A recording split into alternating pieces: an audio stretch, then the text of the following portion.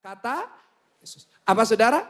Datanglah. Maka Petrus turun dari perahu dan berjalan di atas air mendapatkan keren imannya. Bisa berjalan di atas air, dia bisa berjalan. Saat yang lain semuanya di dalam perahu dia berjalan. Tapi perhatikan ayat 30. Baca 1, 2, 3. Tetapi ketika dirasanya tiupan angin, takutlah ia dan mulai apa saudara? Tenggelam lalu berteriak apa sama-sama? Tuhan.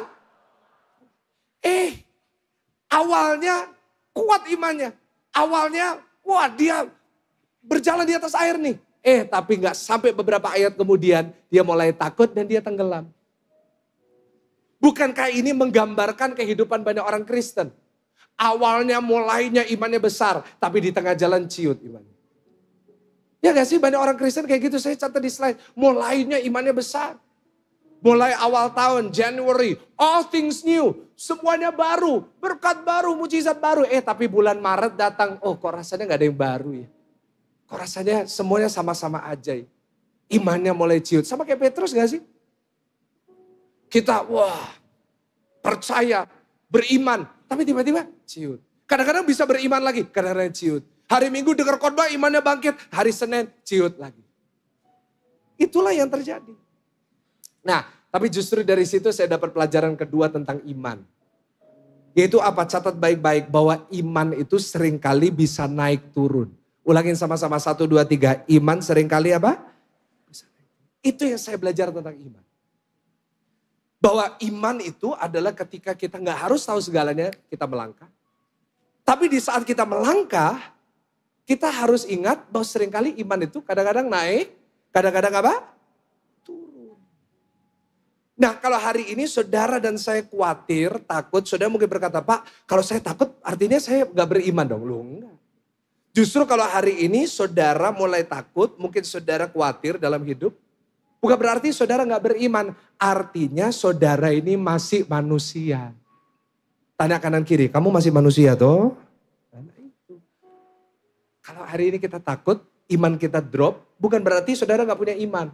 Tetap punya iman. Tapi saudara ini masih apa? Dan itulah perjalanan iman kita masing-masing. Bahkan kalau kita perhatikan seluruh Alkitab Bapak Ibu Saudara ya. Siapa dikenal di dalam Alkitab sebagai bapak orang beriman? Abraham. Abraham imannya naik turun loh. Dia mulai imannya dengan besar. Wah dia beriman, aku akan punya anak dari Sarah. Gak taunya gak dapat bertahun-tahun. Sampai satu saat dia akhirnya nyerah. Ya udahlah kalau nggak dapat ya udah. Aku udah dapat dari Hagar. Aku udah dapat Ismail. Bapak orang beriman aja imannya naik turun. Apalagi kita, apalagi Michael Gunawan, apalagi saudara. Tetapi justru ketika iman itu naik turun, itu bagus. Itu artinya kita normal. Artinya di situ ada tanda pertumbuhan iman. Saat iman itu naik turun artinya lagi dilatih. Saat iman itu turun, terus kadang-kadang naik, kadang-kadang turun, kadang-kadang naik. Itu lagi ngelatih. Kadang-kadang iman itu ya bisa turun, kenapa? Satu, karena perkataan orang. Kadang-kadang kita udah beriman, lalu tiba-tiba kita dibuat down lagi sama perkataan orang. Kadang-kadang komentar orang itu, buat kita jatuh ya. Buat kita akhirnya down ya. Yang kedua, iman bisa naik turun karena masalah di depan mata. Abraham lihat mungkin istrinya, udah umur 89, gimana caranya? Ini ngeden pun akhirnya bisa hilang, bisa dipanggil Tuhan. Nah, gak bisa. Tetapi dia tetap percaya. Enggak, kalau Tuhan janji. Tuhan pasti tahun depan. Pasti akan ada. Apa yang terjadi umur 90? Ishak lahir. Itu loh iman. Kadang-kadang bisa turun. Tapi kadang-kadang harus naik. Yang ketiga. Iman bisa naik turun karena intimidasi iblis. Pikiran kita diisi sama iblis. Kamu tuh kayak gini. Kamu gak mungkin bisa. Kamu gak mungkin ini. Jadi hari ini. Kalau saudara yang datang di tempat ini dan saudara yang ikut online, iman saudara lagi naik, puji Tuhan. Tapi kalau iman saudara lagi turun, nasihat saya itu gini, memang itu normal. Tapi kalau iman saudara lagi turun, pastikan jangan berakhir di situ. Iman boleh naik turun, tapi pastikan berakhirnya di atas. Boleh katakan amin? Boleh naik turun.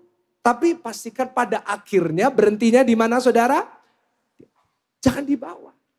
Kayak Petrus wah imannya kenceng. Dia berjalan di atas air. Lalu tiba-tiba dia takut tenggelam. Tapi perhatikan ayat 30, tampilin multimedia ayat 30. Dia berkata apa? Dia berkata di ayat 30, takutlah ia mulai tenggelam turun. Tetapi dia berteriak, lalu berteriak. Baca sama-sama apa saudara? Tuhan. Jadi memang imannya bisa turun. Memang imannya bisa mulai tenggelam, dia udah mulai turun. Tetapi dia ingat, aku punya Tuhan. Apa yang terjadi? Ya teriak, imannya berakhir di atas dan tangan Tuhan menyelamatkan dia. Saudara mungkin hari ini yang datang, imannya lagi di titik rendah. Saya rasakan itu dalam roh saya. Banyak saudara hari ini imannya titiknya lagi rendah. Saudara udah mulai gak percaya. Saudara udah mulai, aduh Pak kok kayak gini ya Pak. Aduh saudara mulai takut, saudara mulai tenggelam, gak apa-apa. Hari ini itu normal, tapi jangan stop di situ. Jangan berhenti di situ. Hari ini lewat firman Tuhan ingat. Iman kita harus terus naik. Iman kita harus terus bertumbuh. Hari ini mungkin lagi di bawah, tapi gak apa-apa. Ayo bangun iman kita. Percayalah iman orang yang benar. Saat dia berdoa, sangat besar kuasanya di dalam nama Tuhan Yesus. Kasih tepuk tangan yang paling meriah, tepuk tangan yang paling dahsyat. Pemain musik silakan naik. Dan yang ketiga yang terakhir. Yang saya pelajari hari ini. Dari iman Petrus. Jadi saya ulangi sedikit, yang pertama kita udah belajar. Dari imannya Petrus. Bahwa kita tidak harus tahu apa saudara? Segalanya. Tapi kita berpegang kepada Tuhan yang tahu segalanya. Yang kedua, iman bisa naik turun. Tapi pastikan iman itu harus berhentinya di atas.